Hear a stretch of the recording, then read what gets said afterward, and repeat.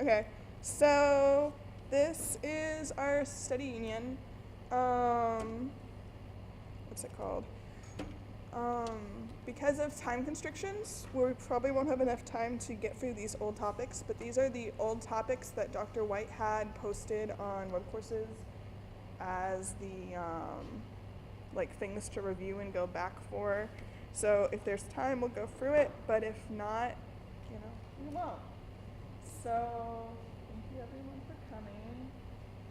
And due to time constraints, we're going to start here. No, and then for anyone watching online, this can be found on the UCF Study Union WordPress site. There's a link to it on the UCF SI WordPress site on my page to it. Also, if anyone can't make it here, Angela, the other microbiology tutor, is having an SI session next Tuesday, 3 to 5, for study union. Or I guess it's a study union session. And then tomorrow, I still have 2 SI sessions. Monday, so 9 to 9:50 in CB1, room 107, and then 3 to 3:50 CB, or the psychology building, room 111. So, anyways, how we get started. Okay, so getting started with the immunology section, because this is kind of where the new stuff begins. I wanted to talk about resistance of the host. So, guys in the room, resistance of the host. What are some ways we have like resistance? Like, yeah, your skin. So, what else? Also, can everyone, hang on, sorry, let's figure this out. I'll make this a little clearer.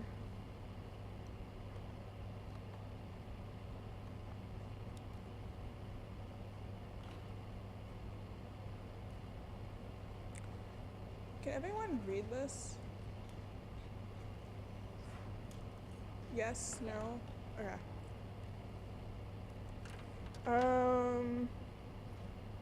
What are some other things we have? Our, yeah, your immune system. So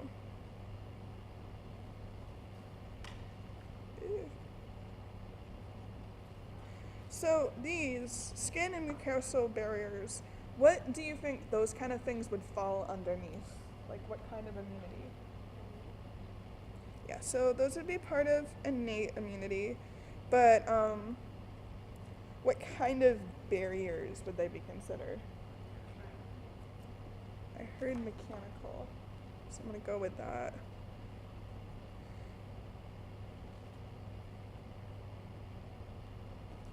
So in the PowerPoints, towards the beginning, she lists different types of barriers, and just due to time constraint, I don't think we're gonna be able to go through all of them, but I would highly recommend going through them. It mentions things like lysozymes, interferon, different things like that. Go through them, figure out what does this barrier protect from what. Does this, specifically affect viruses, gram-negative, gram-positive bacteria? When would this be used? Is this part of innate or is this part of adaptive immunity? So when you go through these things in the information, just remember to keep asking questions to yourself. Why is this relevant? When is this relevant? What's it called? I think in elementary school it's like the 4 W's or whatever it is. Who, what, when, where, why. Yeah, five W's. So, just remember to keep kind of just those questions in mind whenever you're studying and going through the information. Okay. Um, so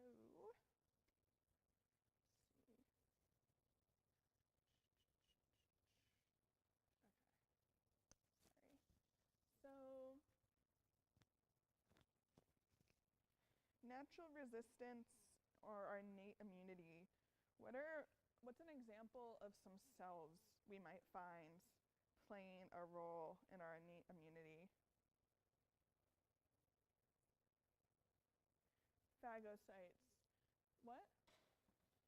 Macrophages. So phagocytes, what is a phagocyte?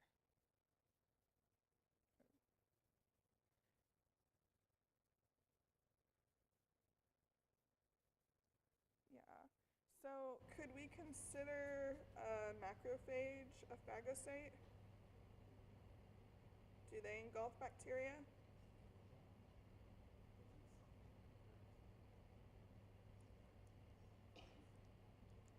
Um, you good or? Okay. So mechanical barriers, we mentioned those. Those were like our skin and our mucosal surfaces. Oh, thank you. I do have pens. Let me just try. There we go. Is this better? Yeah. Okay, cool. Sorry, guys. I'm still getting new to the projector. Now, please, if you can't read anything, just call me out on it. Just be like, Ginny! Okay. So, what were some of those examples of chemical factors that were mentioned in the slides?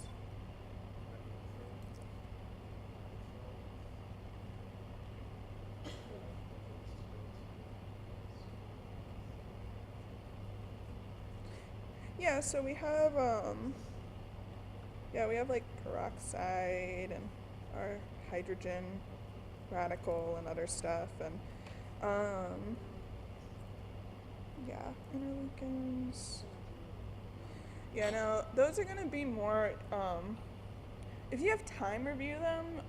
I don't know, it's always good to study everything, but I do think there's like a hierarchy of like most to least important, and I would put that a little on the lower end of the scale, just because that's a little bit more in-depth immunology kind of related questions. And then again, these are just things I would go back, look specifically what each of them do. We also have things like interferon. Do you guys remember what interferon does? Viruses. Okay. What would be a microbial factor that is part of our innate immunity? Yes. So, what would happen if your normal flora was knocked out?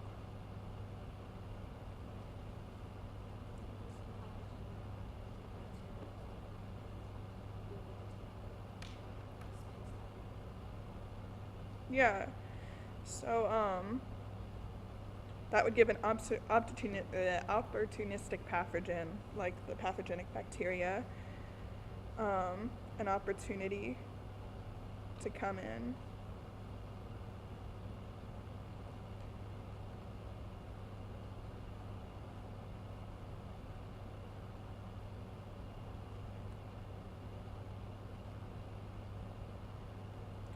So, just keeping those in mind. What's something that could knock out our normal flora? If, exactly.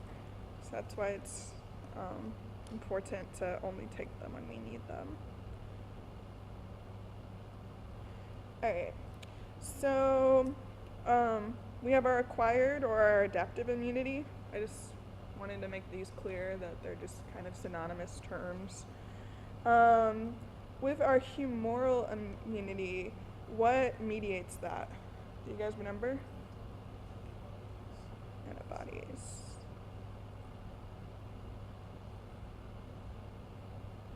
What about cellular immunity? What mediates that?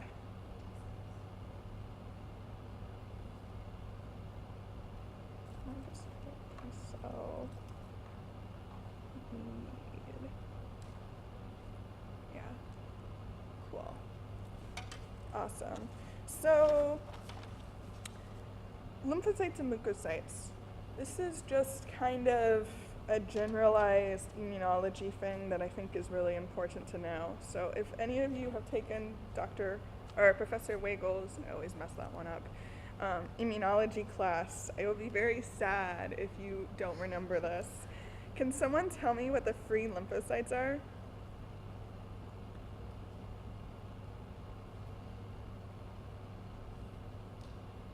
Yeah, so T cells. I realized I probably should have written cells. Sorry, guys. So these are a type of lymphocytes. What are leukocytes then? Yeah. Which one would be the overall, umbrella term? Yeah, so, I don't know. When I learned them, I literally, you're gonna laugh at me, I drew an umbrella, like the old-fashioned hinge, and it was like the white blood cells, and then on them were like the NK, the T, and the B. I don't know if that helps, but that's just the way I remembered it. Now, these cells, they have to go through a maturation, and you're not expected to know the details of the maturation, but can someone tell me where T cells mature? So T cells, T for thymus. Where do B cells mature? Where in the fetus do B cells mature? Do you guys remember where in the fetus? It's gonna be in the fetal liver. It's just one of those little details. So liver in fetus.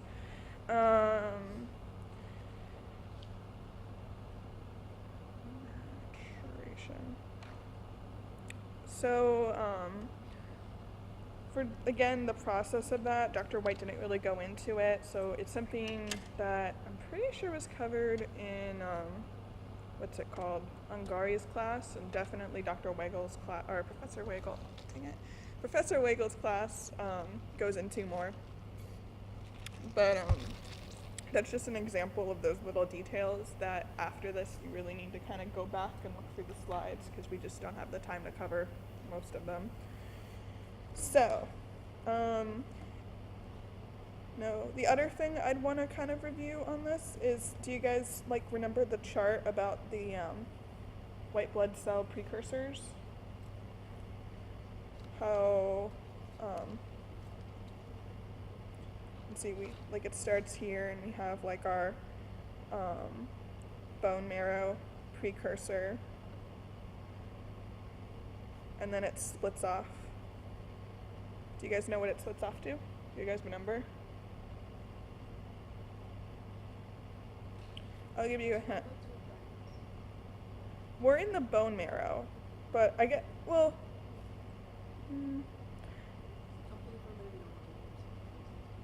you're good. So one of them's our lymphoid. And then, do you guys know what comes off the lymphoid? You just listed them for me. Yep. Do you guys know what B cells can differentiate into? Do you guys know? Can you say that again? Okay. Yeah. Plasma and memory cells. And we'll get into the details of what those mean in a little bit. And then, do you guys know the different types of T cells?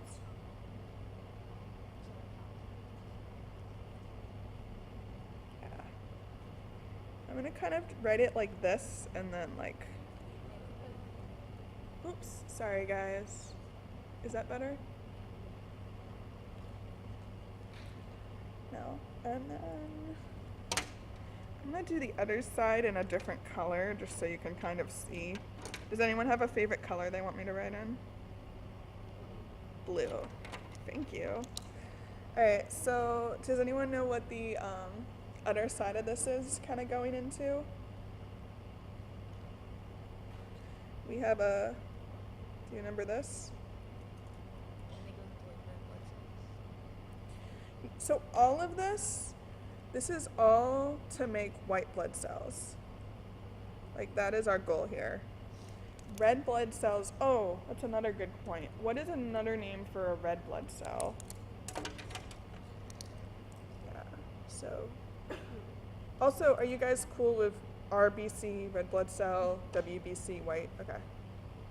I'm going to probably not spell this right, so please do not take this as law. That is just probably misspelled wrong. Full disclaimer. Now, does anyone remember some of the stuff that come off the myeloid precursors? Think about what type of white blood cells have we not mentioned yet?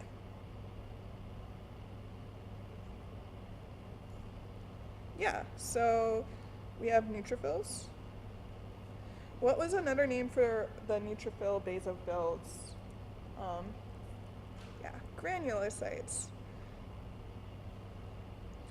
And then, what was the one that was like used in allergic responses? Do you guys remember those? What? Basophils? Not good.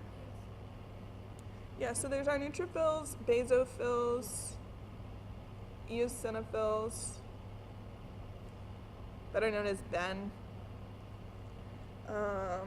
And these are all types of granulocytes. Do you guys remember the ones that were used for the IgE, in the allergic responses?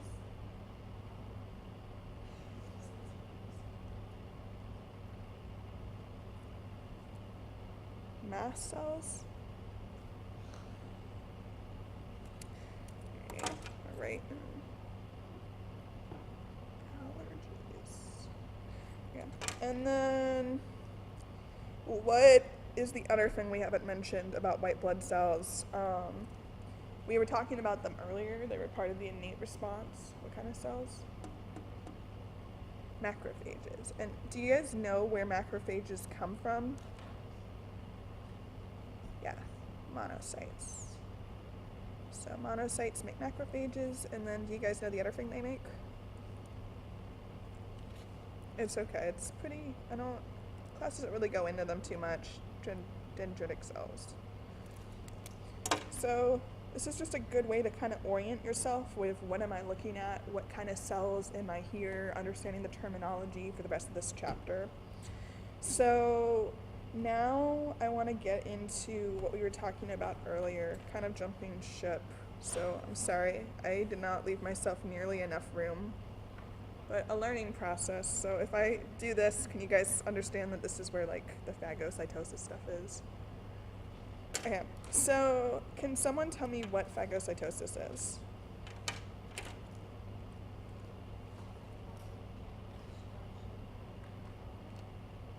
That sounds good. Pathogen destruction by engulfment. So what did we say did this again?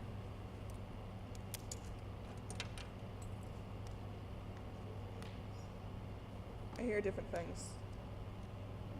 What did you guys say? Macrophages. Cool. So if this is our foreign invader, make it green. And then use purple for the macrophage. And then this is our macrophage. Can someone tell me how the process works from this point?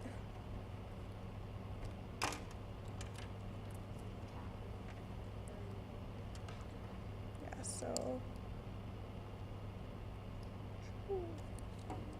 they're engulfed, and then they do what?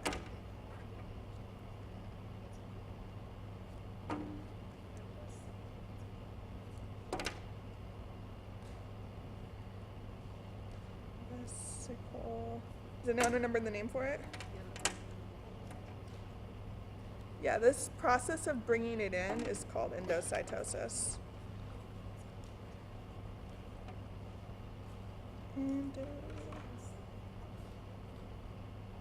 Anyone, is that legible, the endocytosis? Can anyone read that?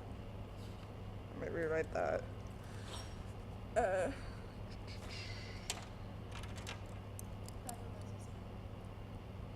Endocytosis. Yeah, so the phagolysozyme is the idea of, it's the macrophage, phago. We have the lysozyme, which is what this vesicle formation is. Lysozyme. Or lysosome is the formation of the vesicle. So if the formation of the vesicle is the lysosome, make that clearer. What would a lysozyme be? What do you think when you hear zyme? What does that sound like? Yeah. So phagolysozyme. Do you guys know what products the macrophage or any phagocyte can like send to destroy the pathogen? Someone mentioned them earlier.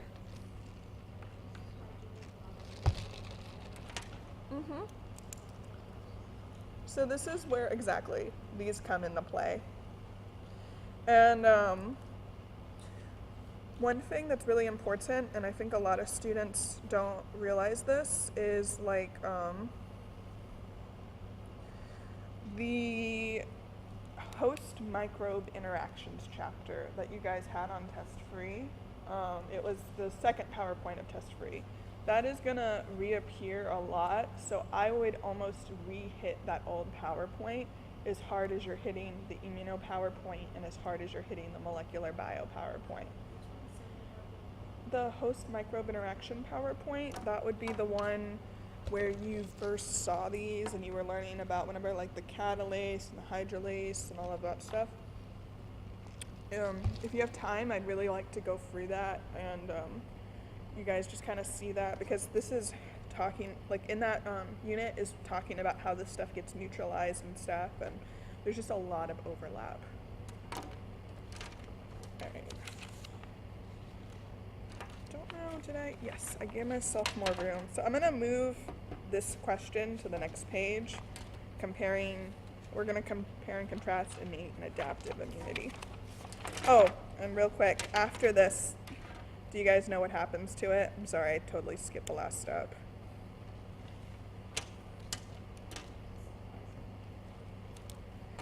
Yeah, it kind of like lets rid of the extra bits. It's destroyed, but the macrophage usually remains strong and can continue its job. And I guess it's really happy because it's doing its job. Yeah.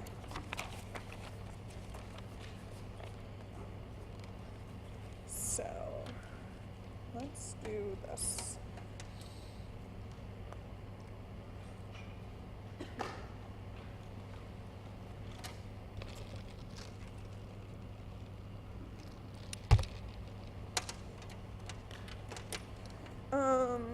So this, let's do, if we do innate versus adaptive.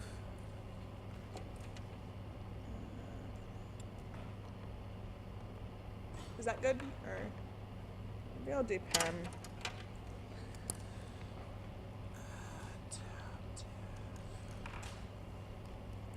There, is that better? Yeah, stick with pen. Okay, so those mechanical barriers we were talking about, which one of those would fall under which?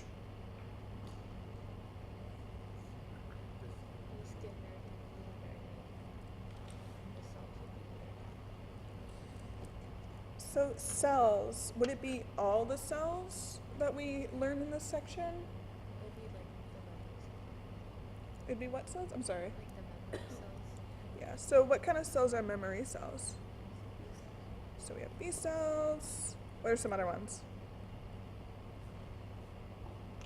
Under adaptive. just do T cells, broad category.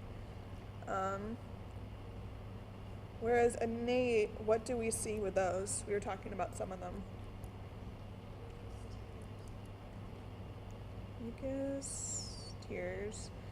But what kind of cells would we see?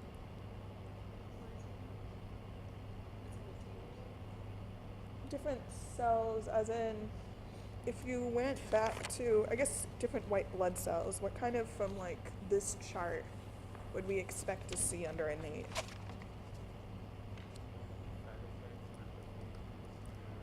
Yeah. So why do you think these three would fall under our innate versus our adaptive? What do you think is unique to them as to why they'd be in the innate versus the adaptive? Yes. Good job, guys. So proud.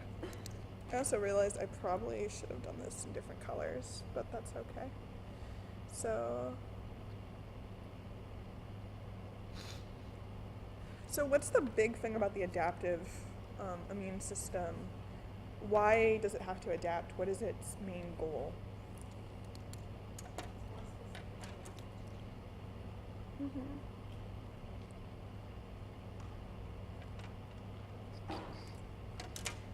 Awesome.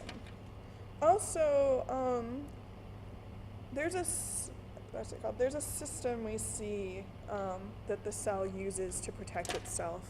Do you guys know what system I'm thinking of and which one it might fall under?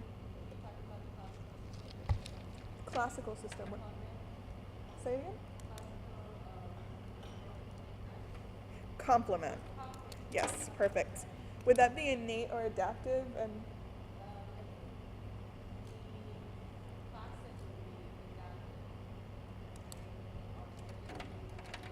so don't worry too much about the different types, the classical versus the adaptive versus the lytic. Complement, does anyone know what it is just in general? It's a way to, exactly, kind of like tag the pathogen. Do you know what it's tagging it for? Phagocytosis. Okay, actually this is a good question.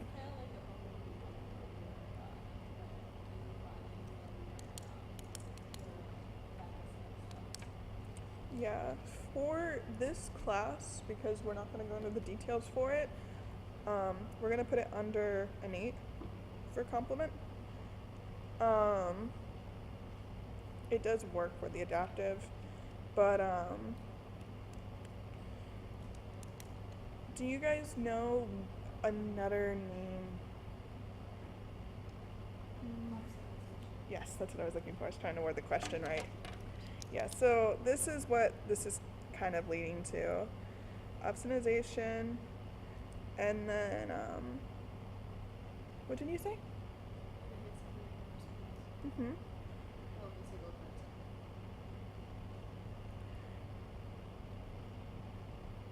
Do you guys know the one, like the thing that complement forms at the very end?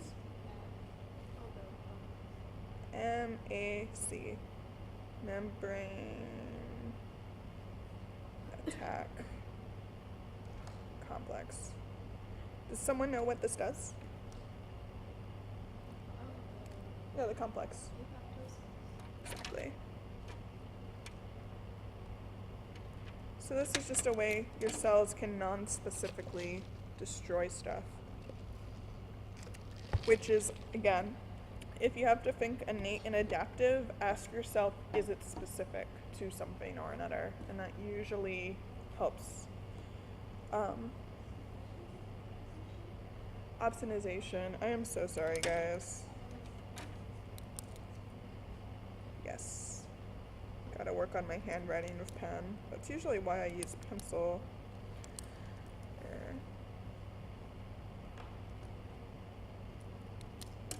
Alright.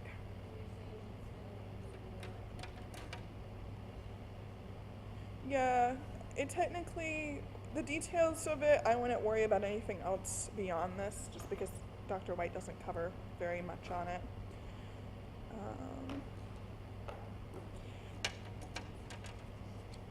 All right.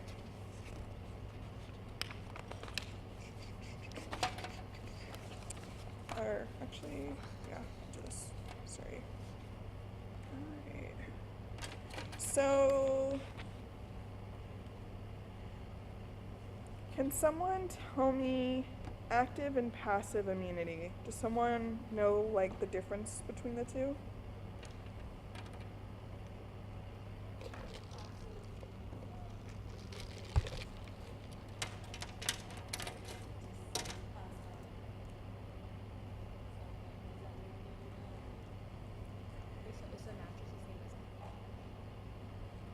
So, active immunity and passive immunity.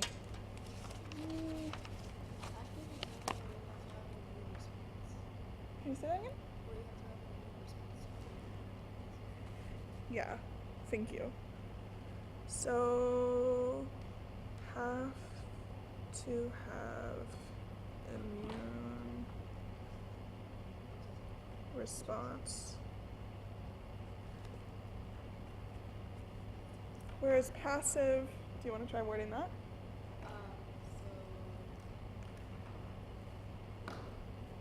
So that's the one where we already have antibodies given to us, so there's no immune response. So it's like a vaccination. Yeah, so what would be like So would it be like a plague?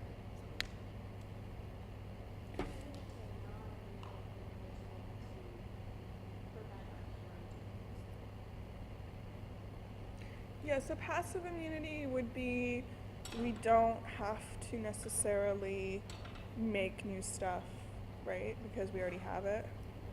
So,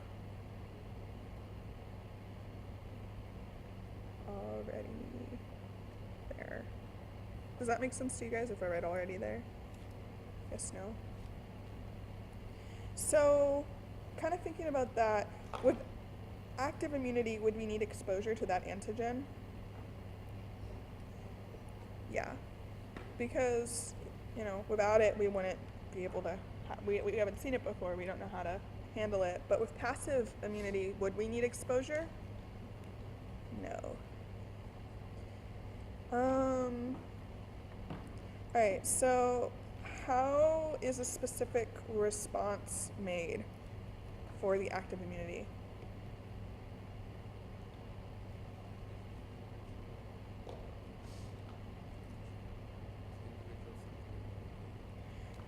Yeah, once the individual has immunity, that's when it achieves it. Does that make sense? Like the individual has to go through the process of making its own immunity in order to gain it.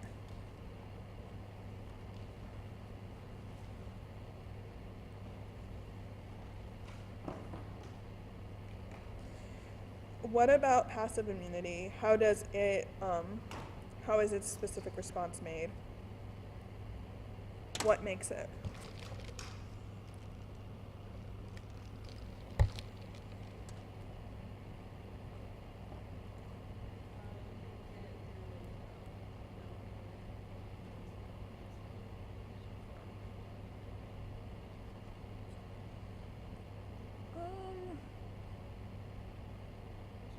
Oh, yeah. I was looking for like memory cells, but you could. Yeah, that's like more of a specific example. But yeah, no, you're on the right track because like the mother can give some of her immunity to the infant. So this is the idea of you have the memory, so you can already make stuff. The memory cells can make the antibodies and the T cells through cascade complements and whatnot. And then let me put mom's milk down here. Okay. So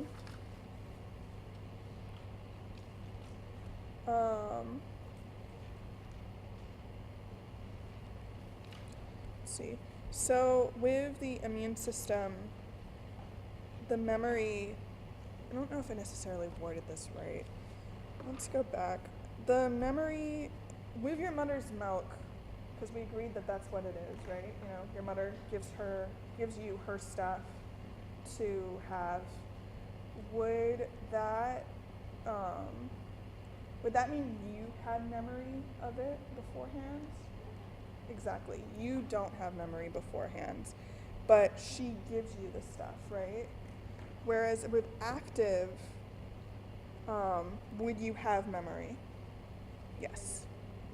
So, yeah, you're like, in the end, you have formed the memory, and the memory can be in effect. So maybe that's a better way to say it. Memory in effect. Whereas in this, you could say immunity given to you. Does that sound good? That would be acquired. That would be the passive. The mom gives you her milk, so it, you know, you yourself haven't made it.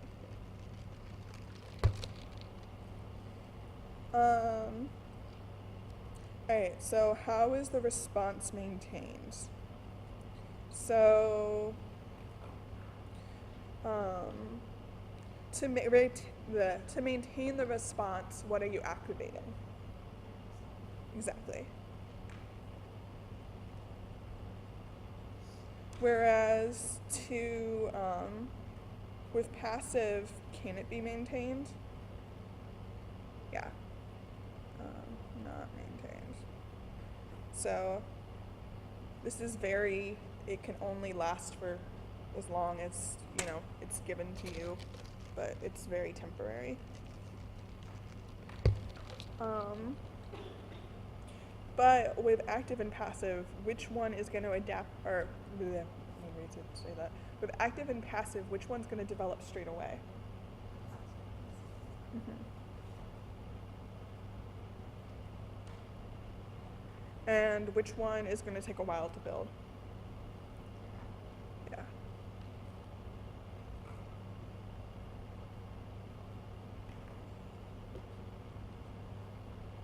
Awesome.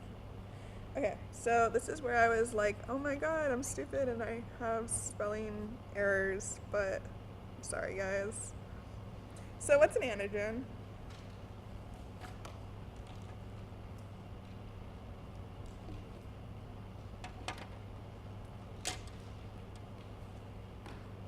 Does anyone know what an antigen is?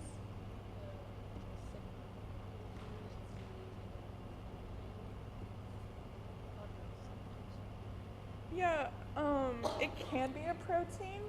I think if you just think broadly, it is what? Yeah, but what is it a marker for? It's not itself. Yeah, so this is basically the name for the pathogen. This is, you know, what we identify as bad, right?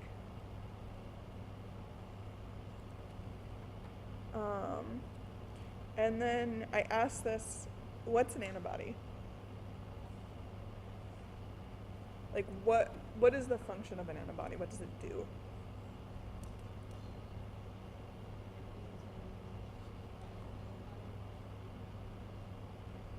Aids in identification.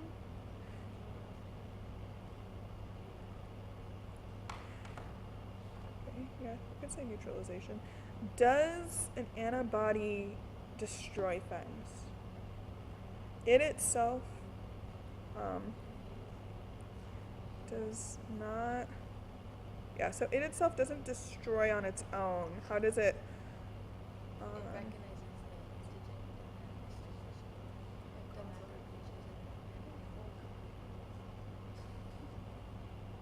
Are you guys okay if I use AG for antigen? Okay, and then if I use AB for antibody, just to save room. There, use this as a key. Yeah, so it recognizes the antigen and signals for, yeah, cool.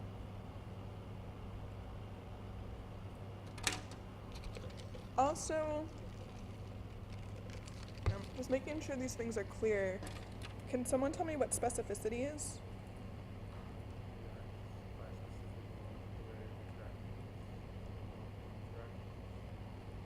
Yeah, so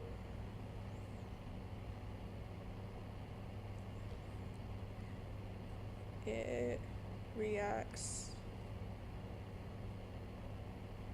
Can I say it reacts because it's specific for it?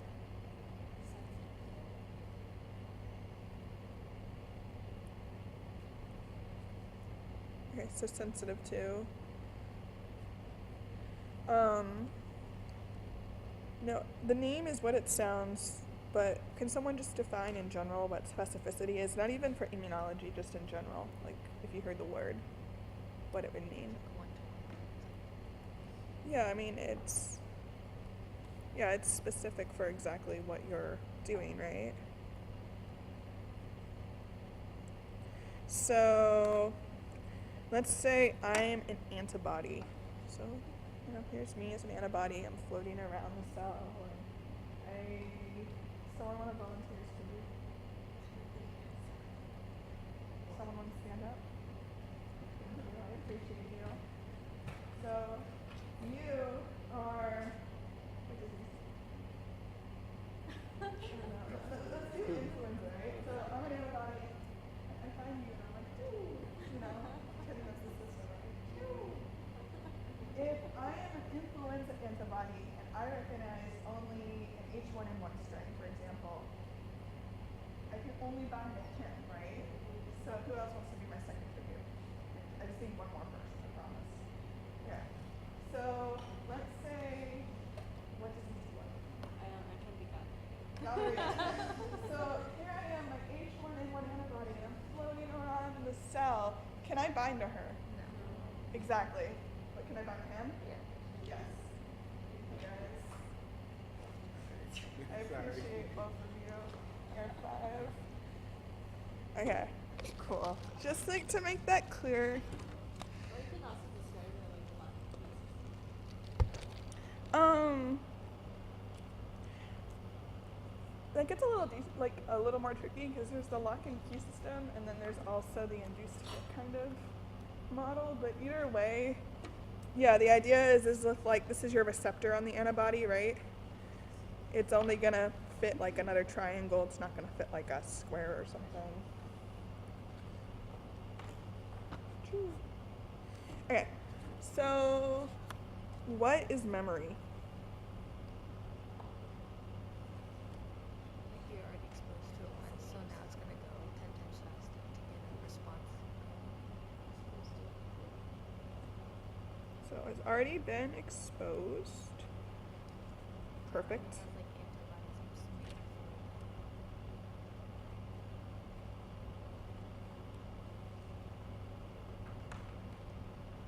it. Awesome. So yeah, it's basically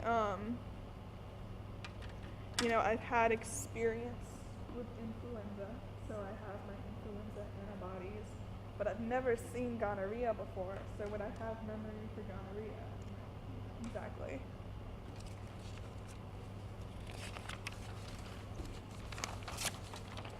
So I have a little reference picture, so I draw this right.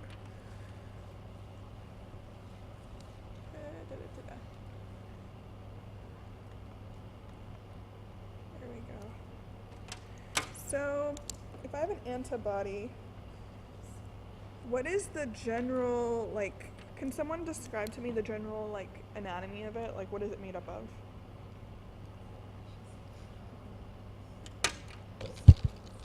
FC region? Yes. So what does the FC region stand for?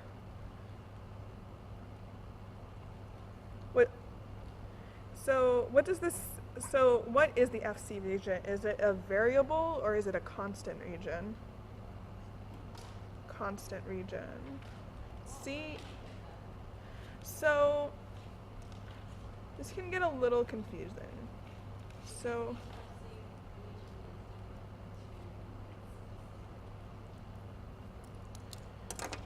there's the FC, and then there's the, I think it's in your book they call it the FAB region. Does that sound familiar? Yeah, cool. So, I think if I draw this will help.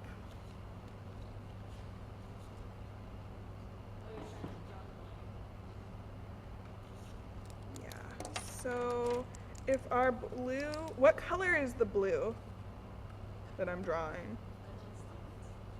Yeah, so what would that region be? So here. I have no idea if you guys will be able to see this, but I'm gonna give this a try, okay? So I'm sorry if this doesn't work. Let's see if it does.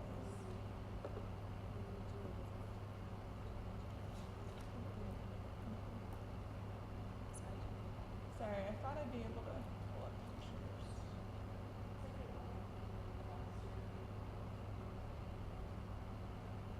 Yeah.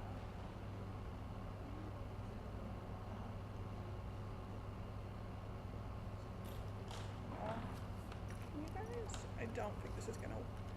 Oh, you kind of can.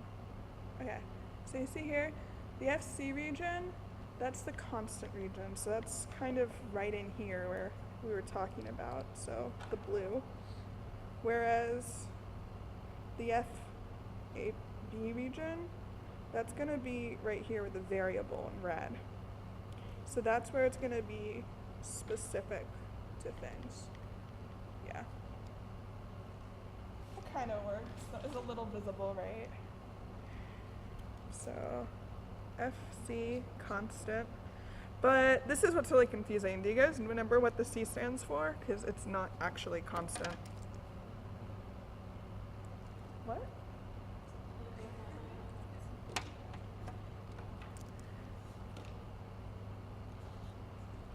It's actually crystallizable.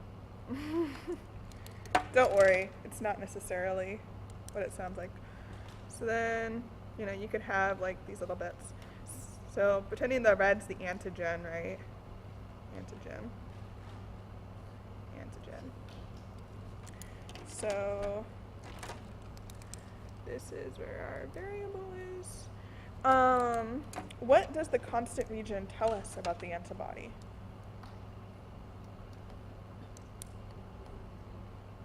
Yeah, so this gives us class as well.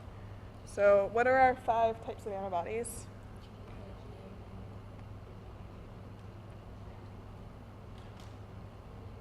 Yeah, gained.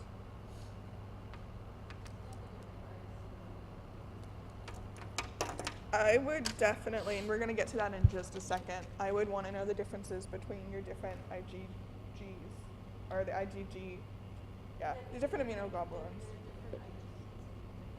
Oh, yeah, no. You don't have to worry about like the differentiation between that, but you need to know the difference between G, A, and E, B. Does that make sense? Cool. Bless you, by the way. Okay, so yeah, so what I would want to know is, take a pencil. When you look at the antibodies,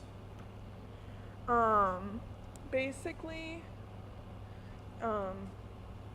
this is going to be heavy down here, but when you look at here, you're going to have, one of them is going to be a light, and one's going to be a heavy chain. As for the details on this, I'm not going to worry too much. Just to know that they have light and heavy chains, I think, is important. Okay, cool. Yeah, no, I want to keep us moving just because of our time constraint. But if we have time, we can kind of go back into more of like the details. But just knowing that there is a light and a heavy chain, I think, is the kind of the important thing. Affinity. Can someone tell me the difference between affinity and avidity? I don't know if you guys can read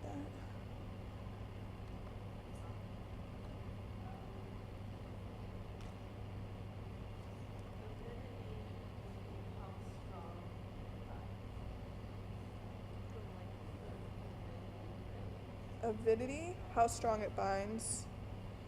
Okay. Then what's affinity?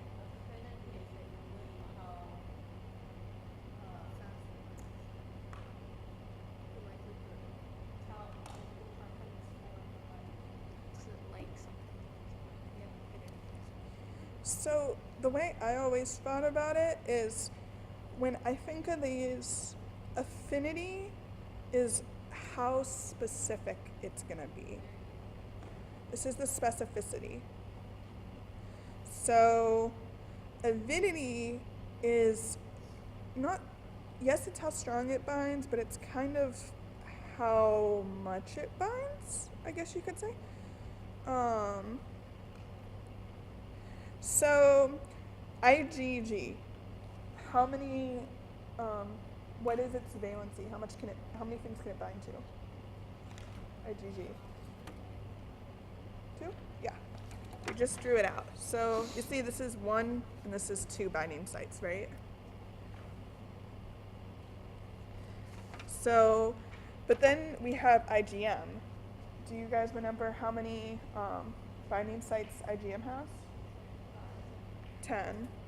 Because there's 5 of these, so yeah, exactly. 5 times 2 equals 10. So which one is going to have to be more specific in order to have the same amount of interaction? The one with 2 binding sites or the one with 10? Yeah, so IgG is going to have to be more specific. IgM, on the other hand, is going to be binding more, so it doesn't need that level of specificity. So IgM will have a higher avidity, and IgG will have a higher affinity. Does that make sense? More binding sites, less binding sites. More specific binding. Okay. So now, and I also apologize, I probably should have put these in like gains so it looked nice and neat and fit with like the mnemonic, but let's kind of break all the antibodies down. So, can someone tell me some properties about IgG?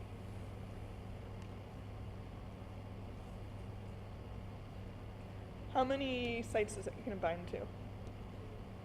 What is another name for having 2 binding sites?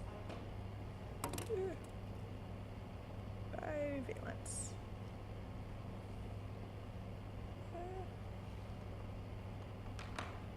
Is that better?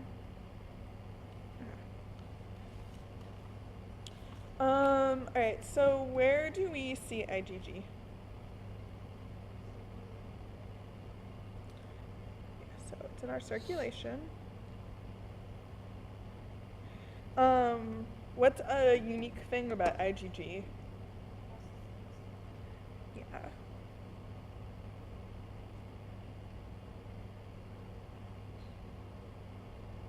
So when we're crossing into the placenta, going back to our passive and adaptive, what kind of immunity would that be? Yeah. So this is a good example of passive immunity.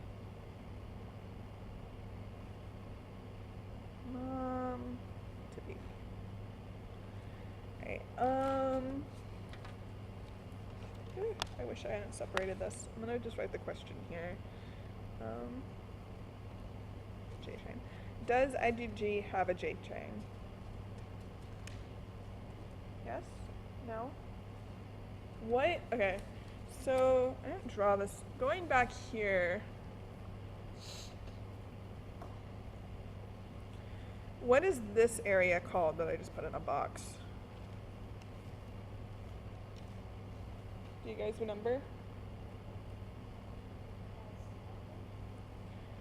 There are disulfide bridges. What's the region though?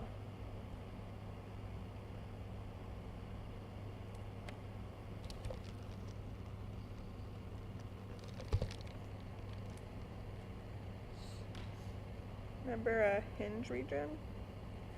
So there's a hinge region, but then we also have something called a J chain. So just quickly drawing a rough sketch. This obviously is not super accurate.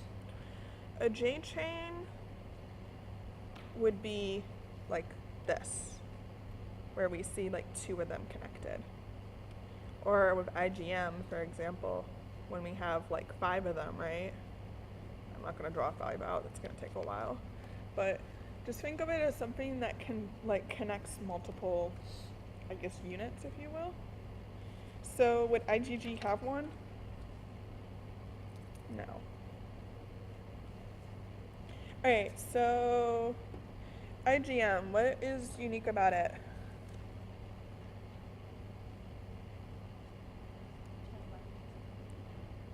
Yeah, it has 10 binding sites.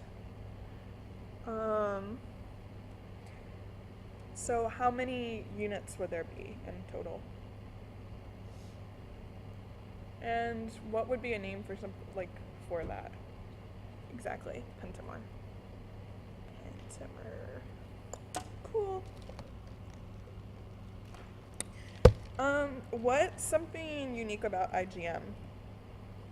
Do you guys remember?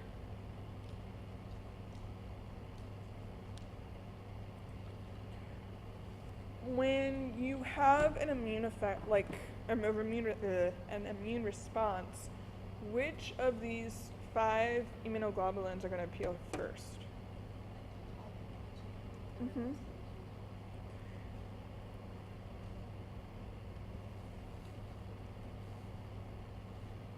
Why do you think it appears first?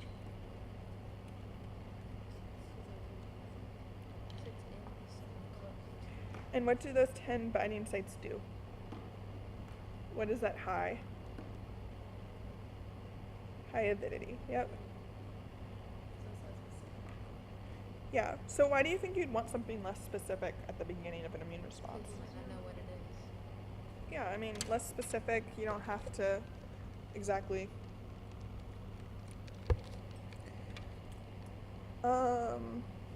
Then, does it have a J chain? Yep. Alright, so IgA, I don't have like things for all the boxes for all of these. I just kind of wanted you guys to have something to organize your thoughts with. But where is IgA, or I guess another form, is it, what would be its major property? Like what kind of form is it in? Yeah, we see it in secretions. What form is it? Yes. So we have it dimeric in secretions. Where else do we see it? Yeah, so we see it in serum, which is something you can also use as blood, as a monomer. Perfect. So yeah, that's I think the big thing, just understanding that one comes from one comes from the other. Would it have a J chain? Why does it have a J chain? Dimeric, yep. Dimeric, J chain. So I think that's just something really good to think about. Alright, IgE, when do we see it used? Allergic reactions. Yep. So I'm allergic to bee stings, so I always just think of bees when I see IgE. What's another example of when we might see it more in a what? Yeah. So it kind of depends where in the world you are. In third world countries, parasitic reactions are more of a thing. Yeah. Oh, I am so sorry. I keep forgetting to look up and make sure this is readable. So please keep calling me out on this. Allergic reactions, parasites.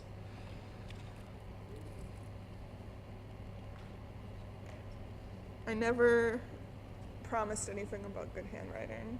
I feel like I should have made that a disclaimer before starting this. Yeah.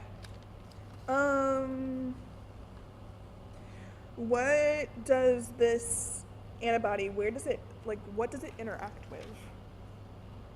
Do you guys remember? We mentioned it earlier when we were learning about the different types of white blood cells. Mast cells. Yep.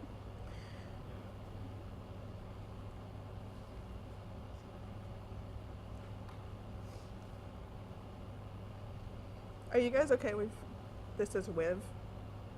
Okay. I know some people like are thrown off by my shorthand, and I'm like, wait. Okay, cool. And would it have a J chain? Heard a no. Yeah. No J chain. Moving on to D cells. Not D cells, wow. D antibodies. What is special about them? What's their function? Yeah, we have no idea what their function is. Unknown. I know in Professor Weigel's class, I think he mentioned that they might have an idea now, but it's like so new and cutting edge that our classes are a little behind. So for now, we're going to say unknown function. But assuming most of you guys want to go to professional school, by then we might actually know what it is. So that's kind of cool. And where is it found? Surface of B cells. Yep. And what does it usually bind with? Yeah, so IgM and D binds to the surface of the B cell. And where's another place it's sometimes found? Yeah, it's in the serum in low concentrations. Perfect. So does it bind with them or does it bind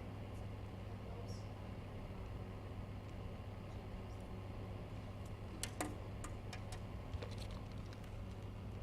Does that make sense? Cool. Alright. Oh, oops. Does it have a J chain? What do you guys think? Yeah, no. No, think J chain, it has to be like dimeric or pentameric or something like that. But we can assume the rest of these are monomeric. Yep. And that was okay, so where are antibodies produced?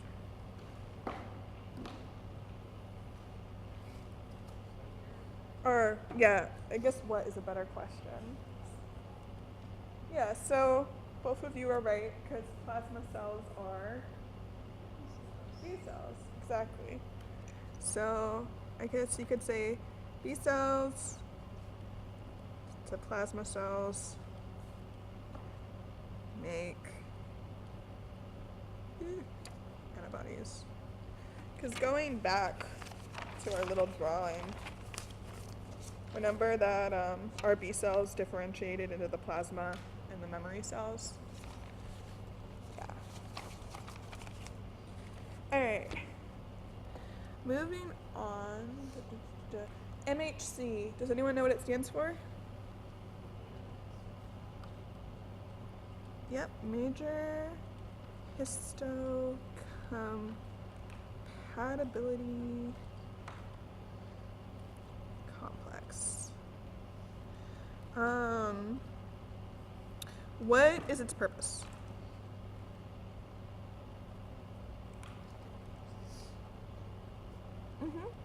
What does it present the antigen to?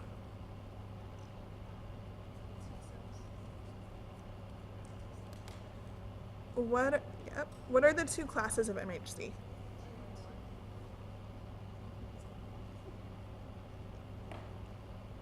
MHC2.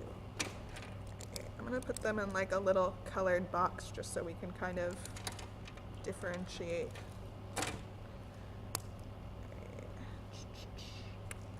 Alright, so what is special about MHC1?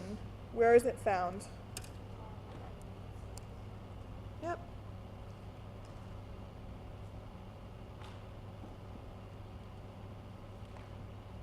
Where's MH2 found?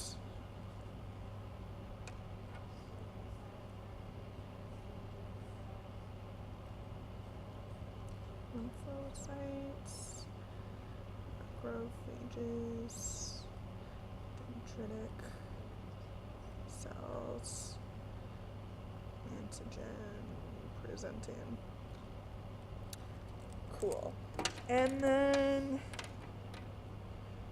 what does MHC1 versus 2, what do they interact with? So CD which one? Yep, CD8. So how I remembered this is 8's my favorite number because I was like born on the 8th, and like if you turn it sideways it's an infinity sign. So 8's just a cool number, all right? And how I remembered it is everything's supposed to equal 8. So 1 times 8 equals 8, and 2 times 4 equals 8, right? So that's just kind of a way how I remembered MHC1, CD8, MHC2, CD4. People have their own ways, but that just worked out really well for me. All right, so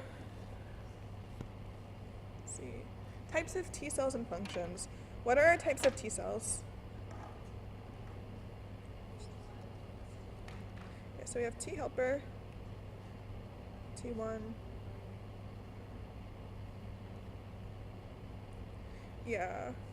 So, just for the purpose of time, I'm going to focus on our Th1 and 2 and our TC cells, just because we're, C is for cytotoxic, just because, she doesn't go too much into, like, the T follicular cells and stuff. Again, this is one of those things where if you have time in your studies, please really go through the slides, look for the details. But, what are the overall functions of our T helpers and versus our T cytotoxic? Like, we'll start here because I left a good amount of room. What do you see T cytotoxic, there we go, cells do?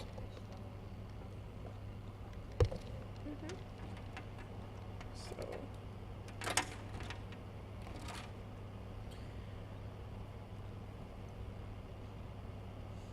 destroys apoptosis,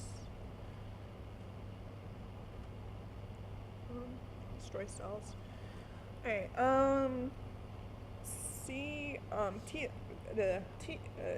T cytotoxic cells, would those be using our CD8 or our CD4? Yeah. Now, our T helper cells, which one are they using then? Yeah. And I know there's the 2 branches. Can someone tell me the difference between a Th1 and a Th2?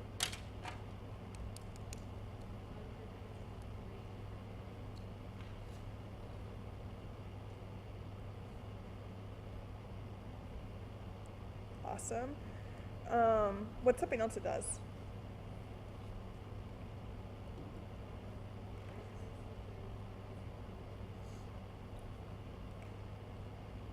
Increases or decreases? Yeah.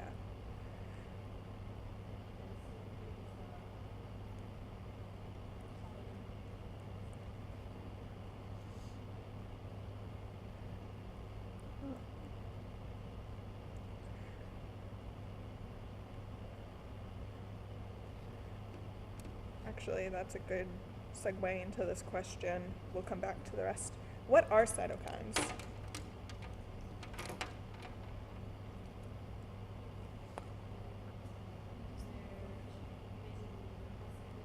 Yeah, so signals, information, messages, and what are just some things that they signal for or do exactly? So we have inflammation.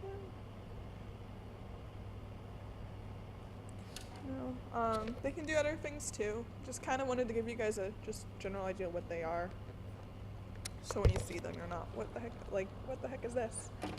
What is another function of going back to Th1 cells? Just one other thing they do. How do they relate to TC cells? Yeah, they help with the activation.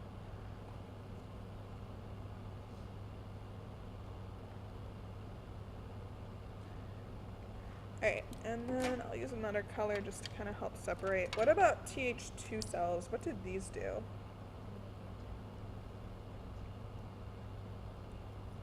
Activate antibody. So then what can that, what else can this kind of help with?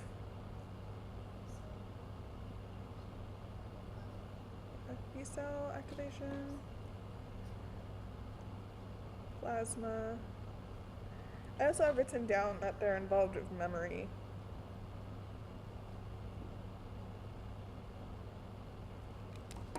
Which makes sense because if you're activating your B cells, right? B cells can differentiate between plasma and memory cells, right? And then this question is kind of asking what we just talked about up here. So I think we can skip that for now. Alright, and then that's asking it real quick. Hey Ken, are we given extended time due to the delay, or do we end at 2? Ending at 2. Okay. Sorry guys. Let's do this. Real quick, what does a NK cell do? Natural killer cell.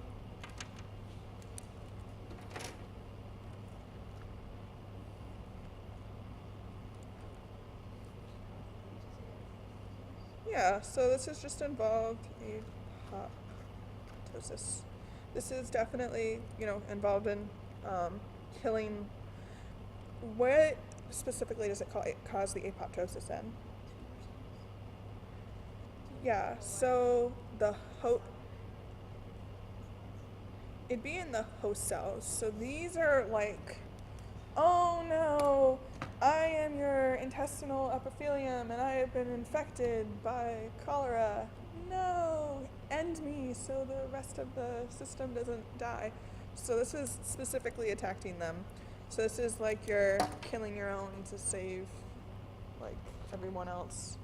I don't know, maybe like a zombie movie, if you can think of it that way. But I don't know, I always thought of them as kind of like the cellular ninjas.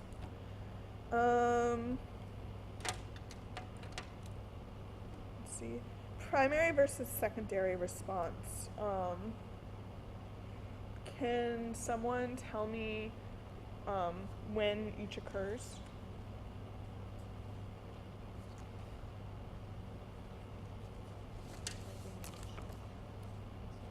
What? Yeah, so first time exposed, and then your secondary response. Yeah, so it could be your second, or your third, your fourth. Yeah, and because we're running low on time, I printed this out. So remember how we talked about how originally IgM is going to come up first because what is it again? High avidity. Yep. High avidity. But in your secondary response, we see mostly IgG. Why is this? Yeah. Specific high affinity. So if we already know how to kill it, can't we just go in and directly kill it? We don't have to, go through all the looking around, trying to figure out its weakness, whatnot. Okay. In vivo versus in vitro, what are the big differences here? Which one is which? Yeah, so inside and then outside. How I always thought about this is in vitro has a T. I thought of the T as T for test tube. Your test tube is like outside of the body. But not gonna lie, I still think of that now sometimes, even in my advanced classes. I'm like, wait a second. Okay. So antimicrobial agents. I didn't really. What I should have instead of not what can they use, what do they use, what can they use, what are some examples of antimicrobial agents? I think is a question. Like Not specific examples. What are like general types of antimicrobial agents? iodine or something? Is that it? How about antibiotics? I'm thinking like big picture here. Yeah, so there's antibiotics, there's disinfectants. Then remember how there's synthetic or man-made drugs?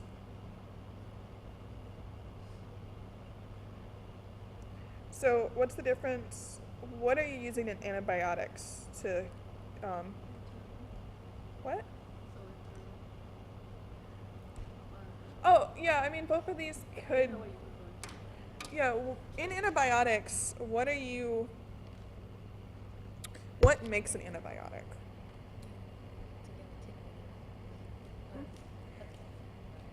Yeah, we could say an attenuated strand, sort of. Attenuation, I think that kind of fits more with viruses when you hear it. But the idea is you're using part of a microbe to hurt another microbe, right? So this would be kind of like a natural way. Whereas with synthetic, we're using artificial stuff, right?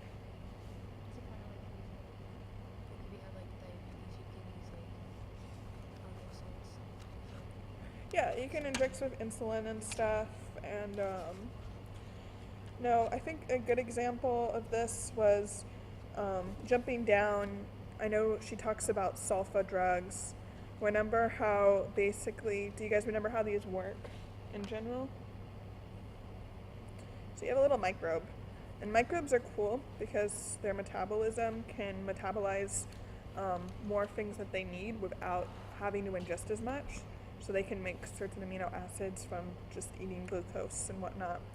And one of the things they can make that we can't make is folic acid. So we also need this. But we have to transport it in, right? Because we can't make it on our own. Whereas the microbe can make it, so they don't have to transport it in. So with the sulfa drugs, do you remember how it works from here? Does this kind of ring a bell?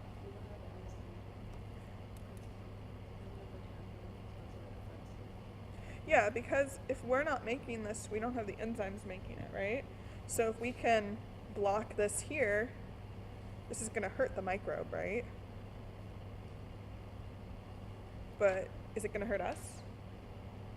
No, it won't. Why?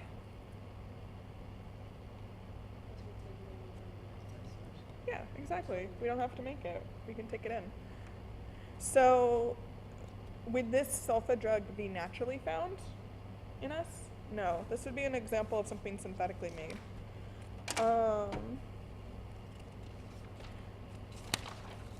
Also, let's just go through this. Do you guys know what cidal means? Yeah, killing. So this is what's a little confusing. Do you know what the difference between cidal and lysis is?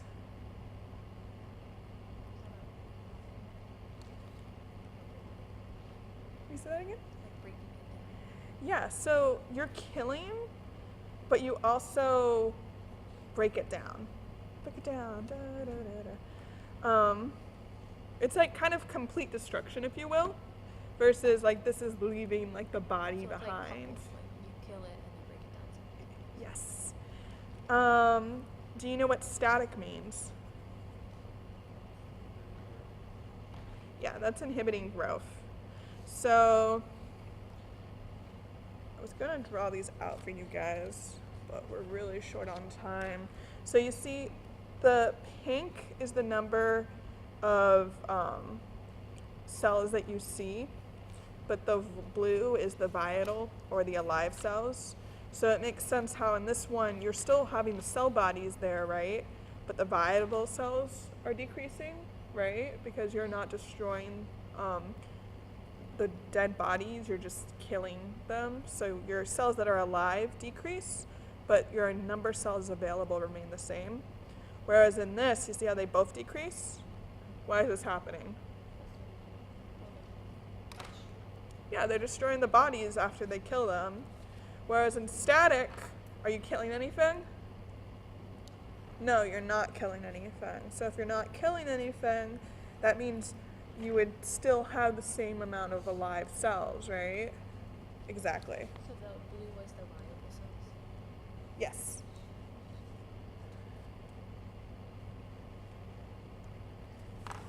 Cool. Alright.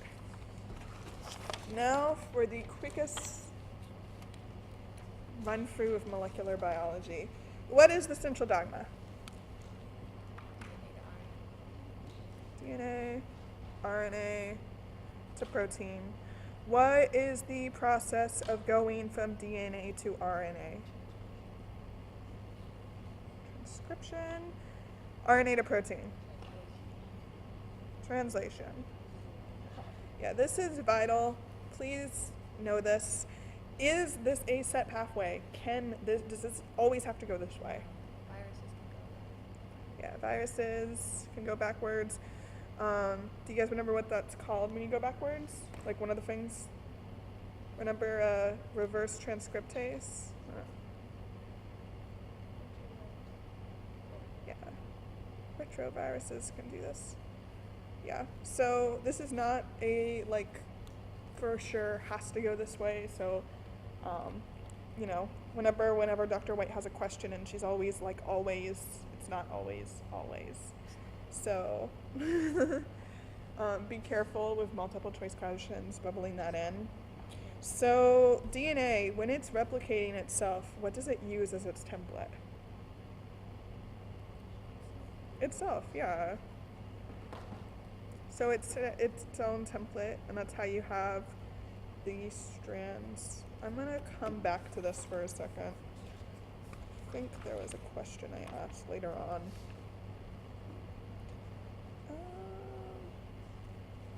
Okay. Oops.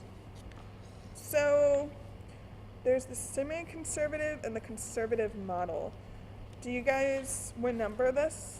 Can someone tell me what semi-conservative means?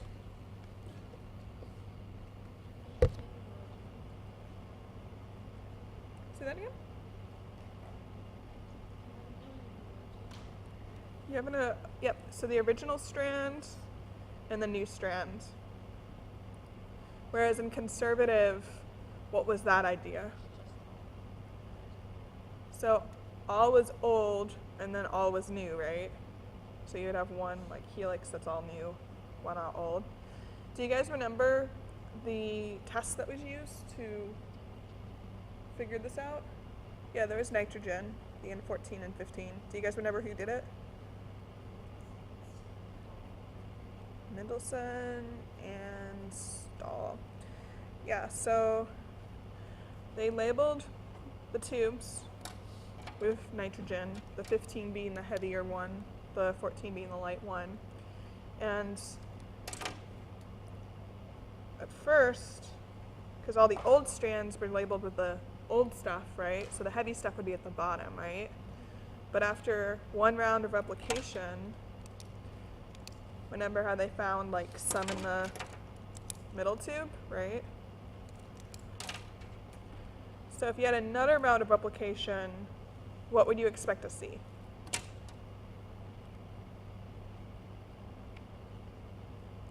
Say that again? I'm sorry. Yeah, so you would see a good chunk at the top, but you see how like the middle would still have some as well? Does this make sense to you guys, why you would have this? Because your old, it went from being 100% old to 50% old to 25%, you know, because every replication you have more. So also going off that, okay. Yeah. So DNA, general stuff about it. What kind of bonds do we have?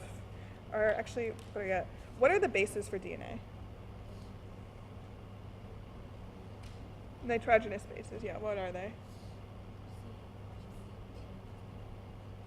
Yeah, perfect. What is the difference in RNA? The RNA has the OH on the There's the OH on the 2' end in RNA, which is in DNA, because DNA deoxy, no oxygen. But which base was different? the T, so it's just Yeah, so it's a U in RNA. So if here's our DNA strands, what kind of bonding did we have between the bases here in the middle? Why do you think we'd want hydrogen bonds? So what? I'm sorry. Does anyone know? Hydrogen bonds? Why? Flexible. Yeah, it works. They're easier to break apart, which is what you kind of need for replication, right? Because you want to be able to zip it up and then unzip it, and zip it up and unzip it, right? Because you're using itself as its own template. Whereas the backbone, do you guys remember what kind of bonds you had on the backbone? Yeah. So you had your 3', 5', phosphodiester bonds. What kind of bonds, going back to Gen Chem, are these? Yeah. Covalent. We want them to be strong, because you want your backbone to be really strong, right? So it can hold up against different stuff. Also, with our bases that we talked about, there is something called a tautomer. Do you guys remember what that was? like always Yeah, so it was basically, it's just a rearrangement. Sometimes this causes actually the opposite. It can lead to distability. It depends which one you distability? I don't know. English. It can lead to different things. Do you guys remember what our normal form is for tautomers? Keto, and what was the other one? What? So yeah, there's keto and eno, and then there's amino and imino. These are gonna be normal, and these are gonna be your like mutations, if you will. DNA, is it anti-parallel or parallel? And what way do the strands go? Yeah, so technically, this is supposed to be like tricky. You kind of have both, because one of them's going 5 to free, then the other one's going, it's also going 5 to free if you look at it this way, but if you look at both on the top, it's going that way. So when we replicate DNA, which way does DNA have to be replicated? Yeah. I think.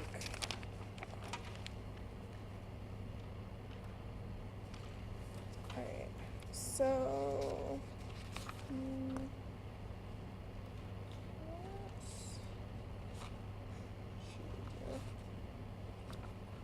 hang on, guys, I'm trying. Yeah, we can definitely continue this. I'm sorry, when is your next session? I have another SI session Monday at 9 and then at free. So we have 6 minutes left. Do you guys want me to try to rush through some of this stuff? Or would you rather me take it a little slower and then we can finish some more stuff on either one of the Monday sessions if you guys want to come? What would you guys prefer?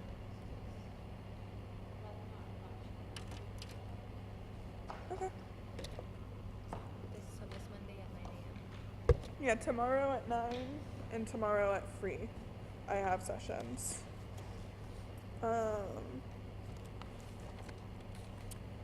let's.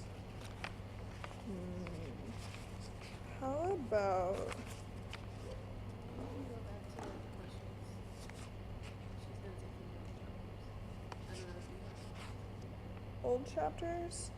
Let's save that for if you want to come to SI sometime tomorrow. Let's, for our last 5 minutes, let's talk about the different parts of DNA replication. So, you were given a picture like this, right? So, we said, which way does DNA replicate again? 5' to 3'. Yep. And yeah, you can see that. Cool. Can someone tell me what DNA polymerase does?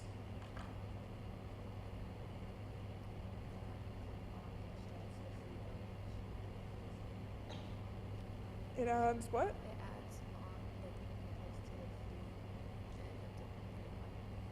the 3' and What were you saying?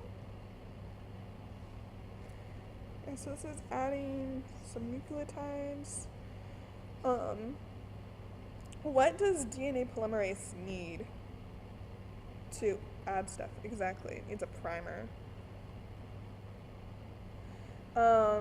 What adds the primer?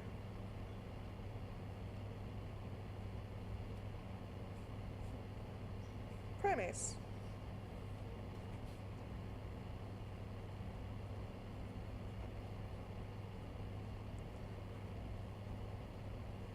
So this is really important because without this, we can't add the new nucleotides on, right? So there were 2 different DNA polymerases you were given, DNA polymerase free and polymerase 1. Can anyone tell me what the difference is? Anyone remember? So with free, this was the kind of the normal one. This was the one that added most of the nucleotides. Can anyone remember what DNA polymerase 1 did if this is adding most of the nucleotides? So let's say you're adding a sequence like this, right? And you come to the end of where that particular strand is. DNA polymerase 1 is the one that kind of comes in and adds the final letter, whatever that is, that you need to fill in the gap.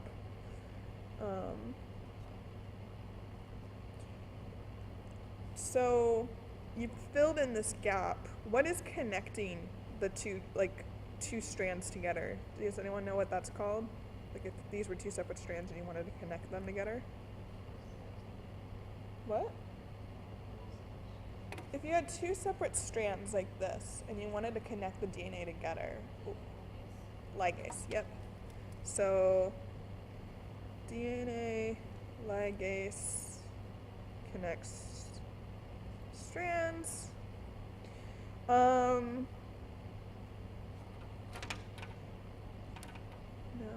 The rest of this we'll get through if you guys decide to come to SI tomorrow, again at 9 or free. I'm going to save the last 2 minutes. If anyone has any specific questions, please come to SI then and we can figure them out. We can definitely, obviously SI is free to do whatever you guys want, but if you guys choose to, we can come and finish this. Tips for studying for the final. I would definitely understand your broad concepts first. Then I'd go through, memorize your details. After you know all your details, that's when you group study with someone and you start quizzing each other, teaching it to each other, make sure you understand stuff. And once you have that understanding, that's what allows you to be able to answer those more difficult questions. If you have time to come up with practice questions with your friends, that's great. Otherwise, first understand broad topics, then understand details. Don't forget to review the host microbe interaction chapter just as much as the immuno section and the molecular biology section. And then also do not forget to review the 10 old material topics that are here, the valence factors, cell wall, cell energy, endospores, etc. This is what you should say for last though, because this is only 10 questions, so definitely make sure you know everything else first. And remember that there's still opportunities to get help throughout the next week, and pace yourself. And you guys have a week before your final, so you have plenty of time. Not saying you should slack, but you guys got this. I believe in all of you. Thank you. Yeah, thanks for coming, guys.